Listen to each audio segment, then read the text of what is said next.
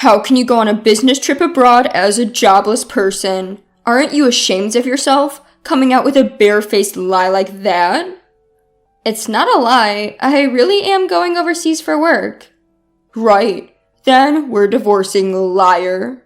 With that, he left the room. To him, it seems I, who work from home, might as well be unemployed and lazy. I have a steady income and even contribute to the living expenses, and yet he won't acknowledge that. A few days after I returned from my business trip, I found divorce papers on my desk, already signed. I see.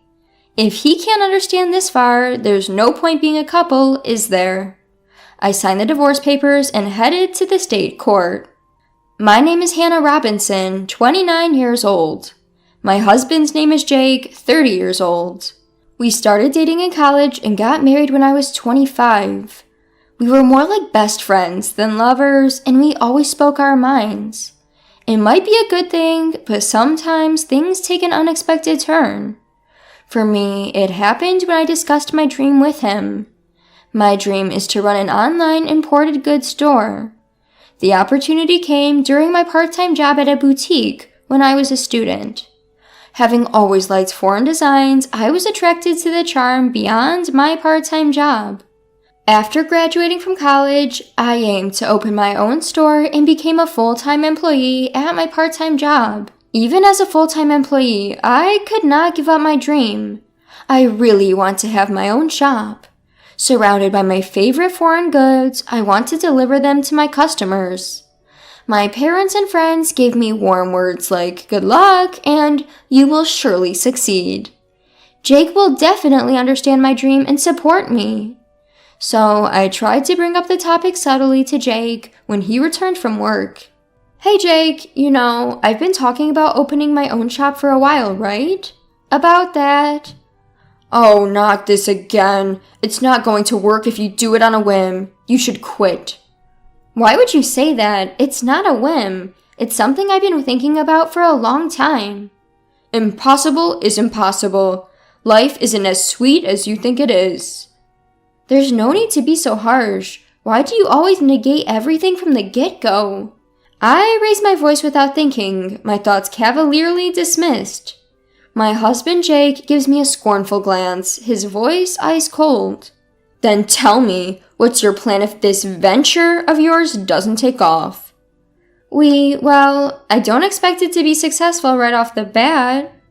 And what about your income until then? The rent and living expenses we're splitting now. You're telling me I have to cover it all, right? No, that's not what I'm thinking at all. I have some savings for the initial investment, and I'll make sure to pay the rent. Oh, really? Then do as you please. But if it doesn't work out and you regret it, it's not my problem. Every time I bring up going independent, Jake always becomes irritable. The reason is simple, because my income would become unstable. The import shop I work at is well situated, and we have a wide customer base, so we get many customers. Thanks to that, my income is fairly high, nearly the same as Jake's, who works as an office worker. In fact, it might be a bit higher. That's why I've been covering meals when we go out and paying a little more for the rent. My decrease in income is something Jake simply cannot tolerate. At first, he says things like, "Why rush things?" and "You should take your time and prepare," in a kind tone. Now, however, he has no qualms about breaking my spirit. Even so, I did not give up on owning my own shop. No matter how much Jake opposed, I prioritized fulfilling my dream. As a result, I overcame his opposition, and at the age of 26, I started an online boutique. In the beginning, as Jake had predicted, it was difficult to get things running smoothly. But over the years, I implemented all sorts of strategies. I utilized the nature of the online shop, outsourcing to well-known e-commerce companies, promoting on social media, and doing all I could. Thanks to these efforts, a year after going independent, I was able to secure a steady income. From there, I expanded the customer base and product range, and now the annual sales have reached $300,000. Because Jake was so against it, I never spoke about the sales. I assumed he wouldn't be interested anyway. Of course he never asked. Still, he never fails to remind me about the rent and living expenses. I had always just given him the money he demanded without any fuss and kept any work-related conversation as non-controversial as possible. But then, one day, something happened. I received this message in the DMs of my online shop. I'm a regular customer of your shop. I was wondering, in addition to the international knickknacks, could you also sell furniture? Actually, there had been numerous requests for me to add furniture to my offerings.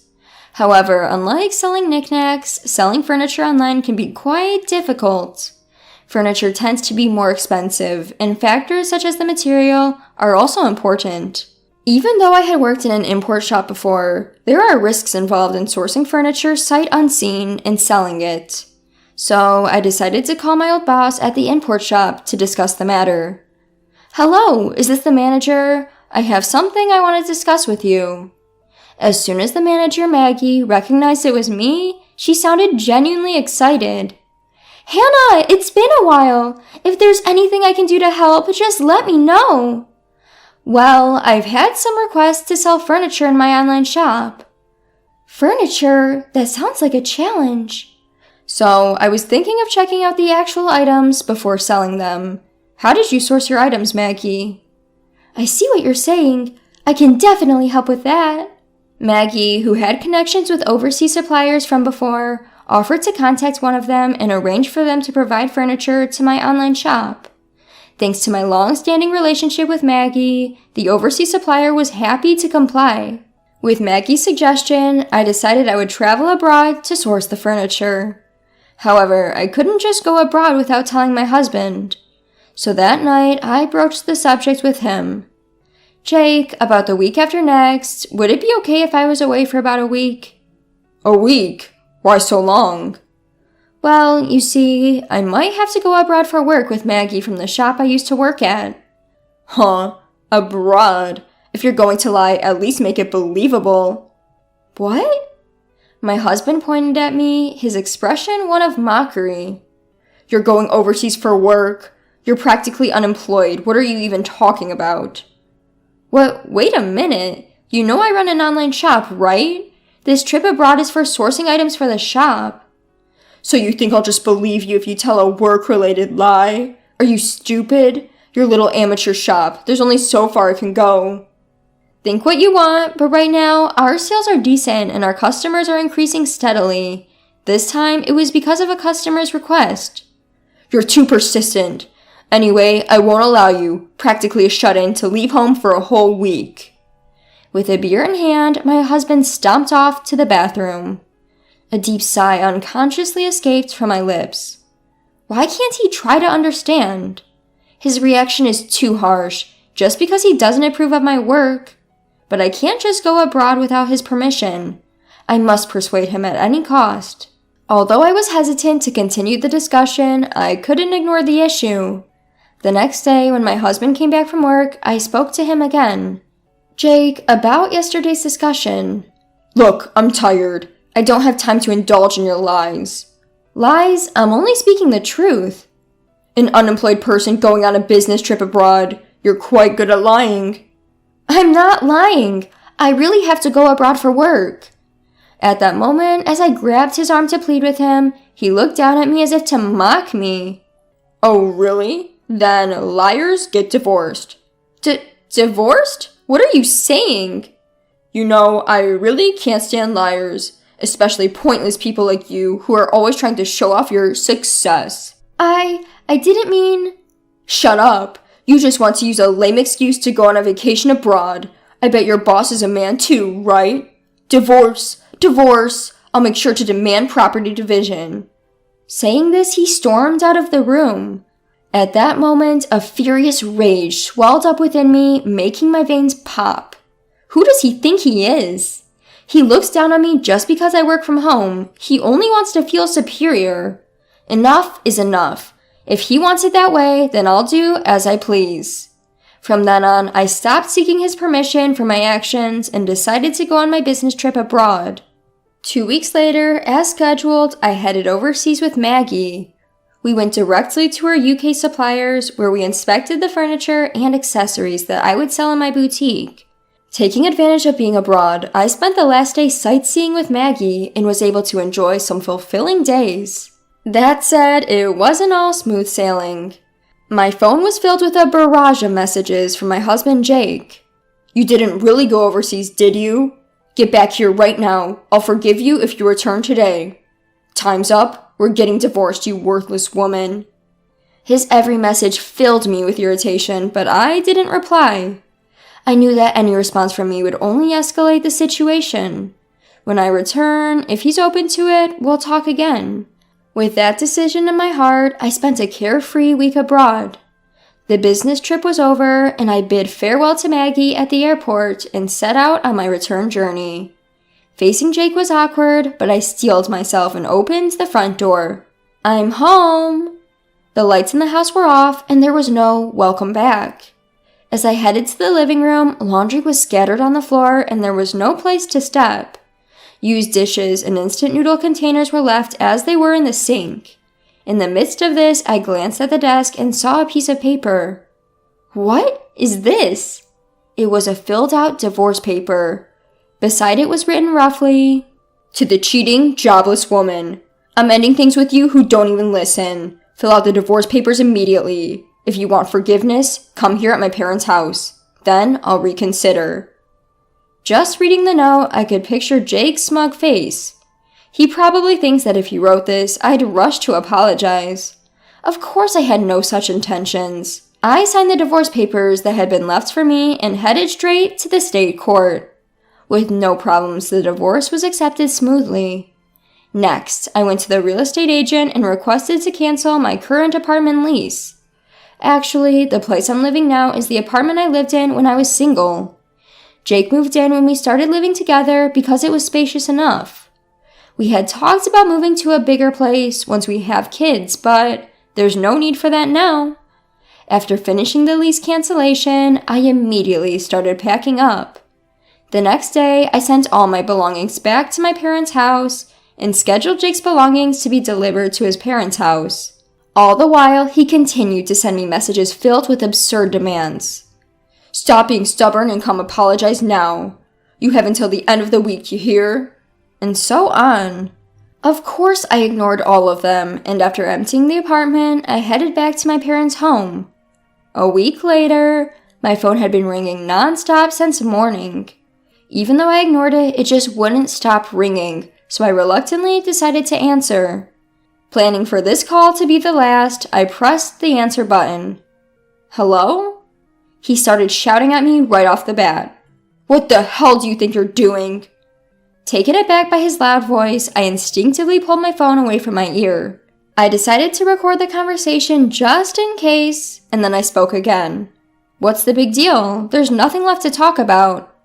"Don't mess with me. Why all of my belongings were delivered to my parents' house? I just got to the apartment and it's completely empty." "Oh, that?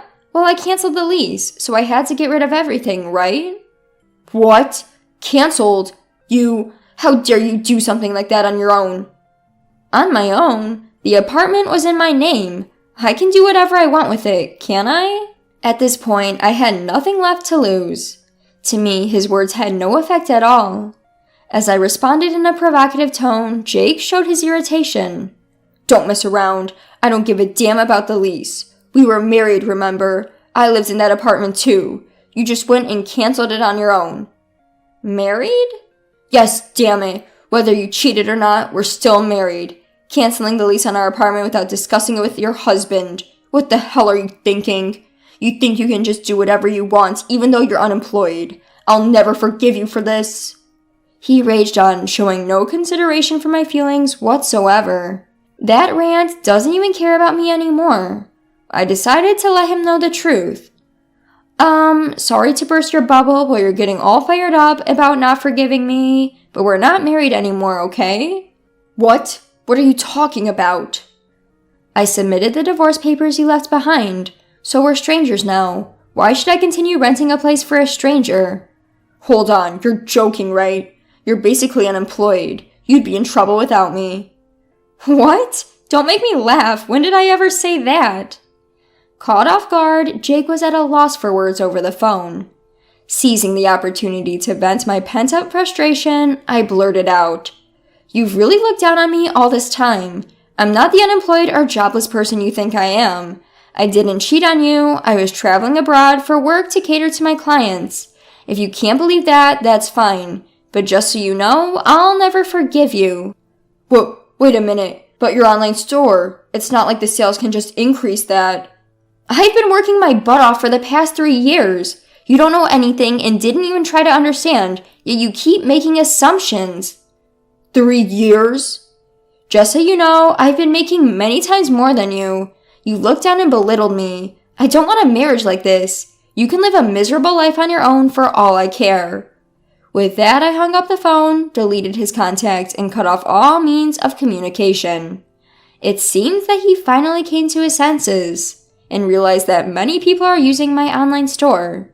He even heard about my success through mutual friends and once came to my parents' house, but I no longer have any intention of meeting or talking to him.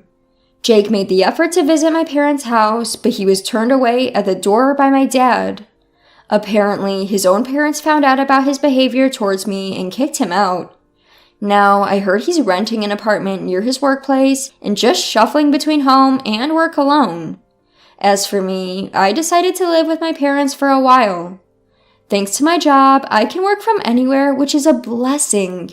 My parents' house is quite old, so I'm thinking of starting renovations soon. I'm sure my online store will continue to grow. Without having to worry about anyone else, I'm free to travel abroad whenever I need to. I may have a divorce on my record, but I don't regret prioritizing my dreams. I plan to keep working hard and return the favor to the people who have supported me.